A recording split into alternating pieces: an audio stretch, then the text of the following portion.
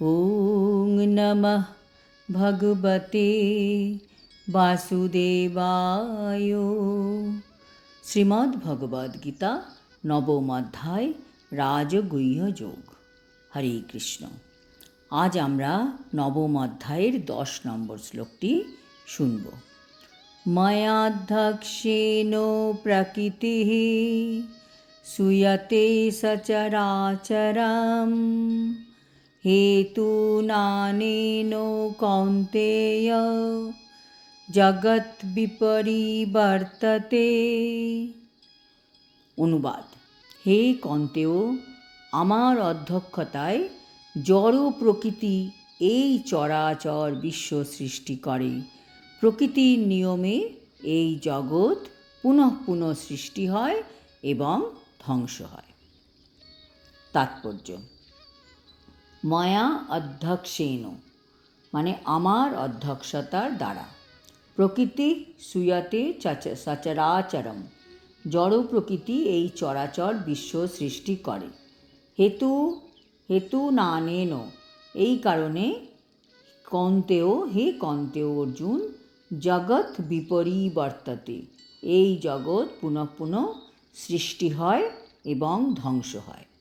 তাৎপর্য: ভগবান কোনো ক্রেডিট চান না তার কাজের জন্য। তিনি ফলের আশাও করেন না।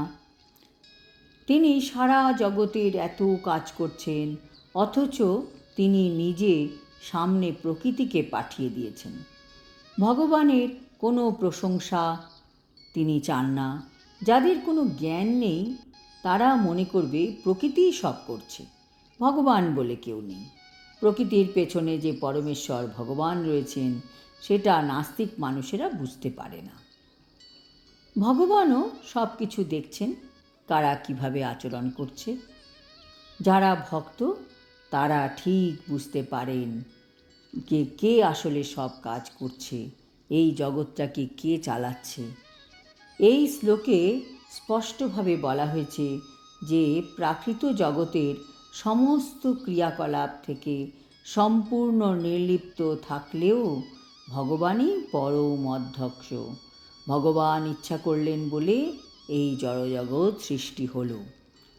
শ্রীকৃষ্ণ ভগবদ্গীতায় আরও বলেছেন যে সমস্ত যোনি থেকে উদ্ভূত সমস্ত জীব প্রজাতির আমিই হচ্ছি পিতা।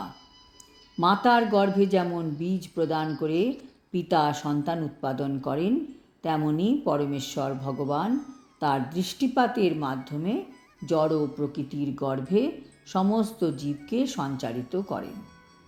আর এই সমস্ত জীব তাদের আগের কর্মবাসনা অনুযায়ী ভিন্ন ভিন্ন রূপ ও যোনি প্রাপ্ত হয়ে প্রকাশিত হয়। এই সমস্ত জীবেরা যদিও ভগবানের দৃষ্টিপাতের ফলে জন্মগ্রহণ করে, কিন্তু তাদের পূর্ব কর্মবাসনা অনুসারে তারা ভিন্ন ভিন্ন দেহপ্রাপ্ত হয়। সুতরাং বোঝা যাচ্ছে ভগবান এই প্রাকৃত যে সৃষ্টি তার সাথে প্রত্যক্ষভাবে যুক্ত নন। শুধুমাত্র ভগবানের দৃষ্টিপাতের ফলেই সব কিছু ক্রিয়াশীল হয়, আর এইভাবে সৃষ্টি চলতে থাকে। যেহেতু ভগবান মায়ার প্রতিও দৃষ্টিপাত করেন, তাই তিনি নিঃসন্দেহে সক্রিয়, কিন্তু জড় জগতের সৃষ্টির সঙ্গে তার কোনো প্রত্যক্ষ সম্বন্ধ নেই।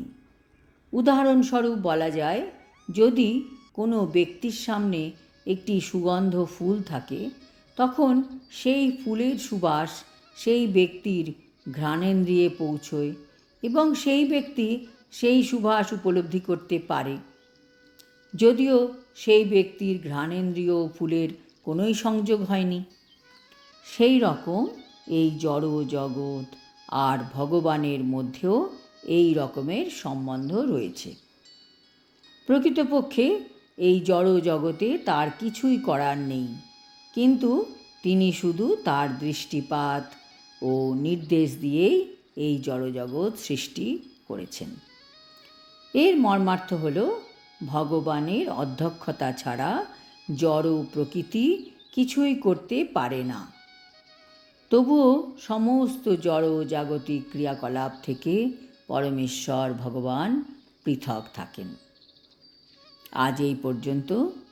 আগামী শ্লোকে ভগবান বিস্তারিতভাবে বলবেন যখন তিনি মনুষ্যরূপে অবতীর্ণ হন তখন সাধারণ অজ্ঞ মানুষেরা কিভাবে তা গ্রহণ করে।